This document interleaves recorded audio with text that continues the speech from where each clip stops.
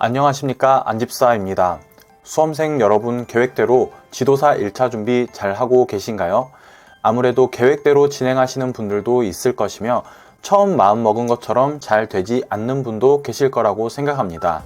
오늘 하실 공부를 내일로 미루지 마시고 몇 문제라도 꼭 고민해 보신 뒤 제 영상 보시면서 마음의 힘을 얻으셨으면 좋겠습니다. 앞선 영상에서는 지도사 1차를 어떤 식으로 공부했는지에 대해 말씀을 드렸는데요. 오늘은 1차를 준비하는 데 있어서 가장 많이들 하는 질문인 1차를 준비하면서 2차 준비도 같이 해야 하는지와 1차 과목 비중을 어떻게 두어야 하는지에 대해서 한번 이야기를 드려볼까 합니다. 먼저 지도사는 1차 객관식, 2차 서술형, 3차 면접으로 구성되어 있습니다. 1차는 객관식이기 때문에 수험생들이 접근하기가 쉽다고 볼 수 있으며 2차는 서술형이기 때문에 수험생들이 접근하기 어렵다고 판단할 수 있습니다. 하지만 이는 시험의 방식에 따른 수험생들의 생각일 뿐이며 실제로 난이도는 1차가 더 높다고 볼 수 있습니다. 1차는 지도사의 공통 범위에 속하는 3가지의 과목을 공부하여 시험을 치러야 하며 공부의 범위도 훨씬 넓다고 볼 수 있는 반면에 2차는 건설, 전기, 화공, 기계 4종으로 나눠 수험생이 선택한 범위만을 지정하여 공부하기 때문에 전문 범위로 최소화할 수 있습니다. 이렇듯 시험의 난이도는 1차보다 2차가 더 낮지만 수험생들이 체감상 느끼는 시험의 난이도가 2차가 더 높다 보니 1차를 준비하시면서 2차에 대한 불안감 때문에 계속적으로 뒤를 돌아볼 수밖에 없게 됩니다. 이 경우 저는 산업안전보건법의 목차와 산업안전보건 기준에 관한 규칙의 목차를 하루에 한 번씩 써보고 지도사 1차 문제를 풀어보는 것을 추천드립니다. 목차를 자주 적어봄으로써 법에 대한 개요와 구성을 이해하고 서술에 대한 손의 감각을 익혀나가는 것입니다. 그렇다고 너무 과하게 손을 써가며 공부를 하다 보면 1차의 가장 중요한 부분인 회독의 효율성이 떨어지기 때문에 반드시 목차만 적고 세부 내용은 간단히 요약하듯 기억하며 넘어가야 합니다. 이를 지속적으로 반복하면 1차 합격 후 2차를 공부하는 게 굉장히 큰 도움이 될 것이라고 생각합니다.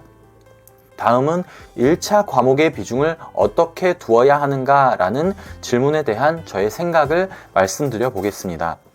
사실 공부를 했던 수험생들에게 물어본다면 100이면 100 모두 3과목 기업 진단이 가장 어려웠다라고 말을 하곤 합니다.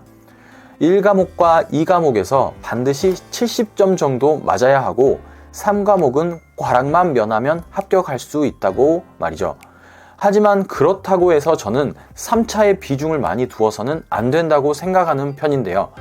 아무래도 1차 시험에서 떨어진 분들이 1, 2과목은 들어가서 어떻게든 읽고 합격점이 나오는데 3과목은 도저히 말도 안 되는 점수가 나오다 보니 지도사를 접근하는 수험생들에게 공공연히 퍼진 소문이 3과목에 시간을 많이 투자해야 한다고 굳혀진 것 같습니다. 제 생각은 이렇습니다. 우선 본인이 비전공자이든 안전 쪽에서 일하시는 분이든 절대 현 시점에서 과목별 비중을 두어서는 안 된다는 것입니다. 현 시점은 모든 과목을 똑같이 공부해야 하며 충분한 시간 투자를 똑같이 했음에도 불구하고 어떠한 과목이 조금 떨어진다고 느껴졌을 때 본인이 조금씩 조절해 나가는 것이 바로 과목별 비중이라고 생각합니다. 지금부터 3과목이 어렵다고 기업 진단에 100을 투자하며 한 달을 공부하고 추후 1, 2과목을 하며 3과목을 등한시하게 된다면 이는 어처구니 없는 시험 계획이 되고 말 것입니다.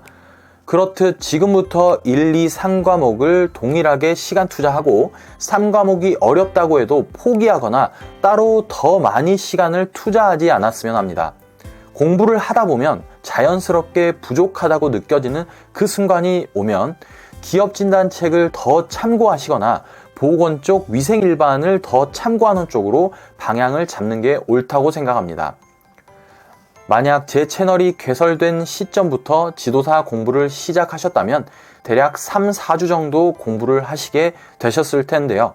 아직 무슨 말인지 이해가 안 되시는 분들도 있을 것이고 공부를 많이 했다고 생각하시는 분들도 계실 겁니다.